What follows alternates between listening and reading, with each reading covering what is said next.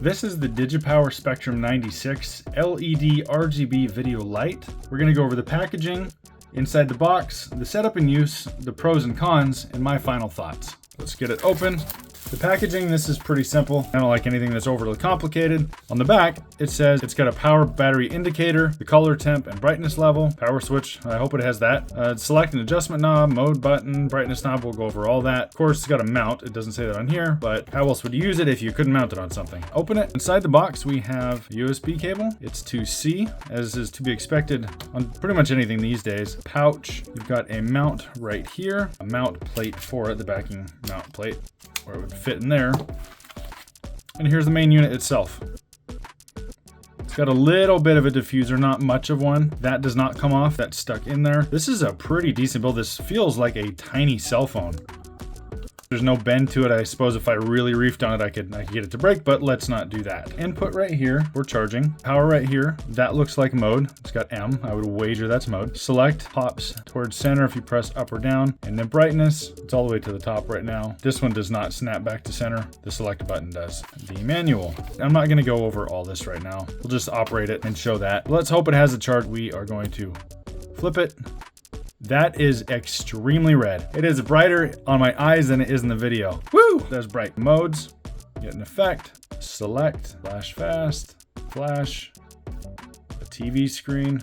There is the color temp. Pretty fine tuning. In the background here, it is barely changing, which is nice in small increments. Let's get it to change. There we go. You just hold and it'll keep going. And the brightness is just 9% right now. Let's go ahead and up that. That is, whoa, that is brighter than daylight. Don't look directly into that. Let's turn that down. That is nice that you can select here, up and down, and just tap, tap, tap, so you're not gonna go too terribly fast. You can hold it, we'll go up and down. But the brightness, that is a really fine tune, and I'm not going about it too fast. You really go quick. It doesn't free float all the way around, so once you hit the bottom, that's 1. You go all the way to the top, that is 100. The S on here is color saturation.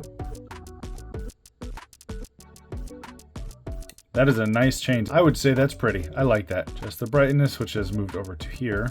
That does look like the glow of a TV screen in the background, I would say. And back to the first setting there. It has a scenario effect list, which we can go right here. Let's see if it'll light the back. Oh, I can't read anything that way. So there is the scenario effect list. I'm not gonna read them all. I will just hold it there for a sec in case you wanna pause that and take a look at it. The battery indicator is right there. This isn't getting too terribly warm. I imagine over a period of time it would. I wonder if this would start to melt over time. If it is continuously hot, I can't say if it will or will not because I have not tested that. Look how it is on 1. Turn it up a bit. That is insanely bright. Any sort of setup you want to use this for. I like the really thin profile. So the setup, this is going to be pretty straightforward. A couple options here. Turn that off so it doesn't shine right in the camera. Pop this in. That screws in there and gets pretty tight. Then put this on the bottom of your camera. It's got it right here on the bottom of the unit itself.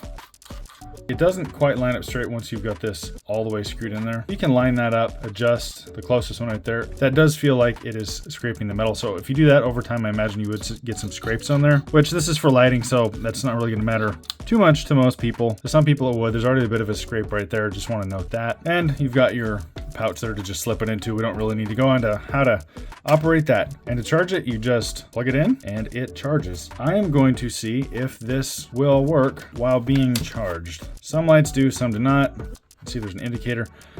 I like that. It does have the indicator on it when it is being charged. Let's see if we can use it. That took a sec. It does indicate that it is charging. Yeah, you can use this as you're charging it. I've got a tripod here, very tiny one, but there's not a whole lot of room on this desk, so small is probably better for this display. This tiny tripod does have a soft area right there, so that won't scrape up the bottom. Tripod doesn't screw very well, so we will just screw the unit itself in. That is basically how it would work if my tripod would work.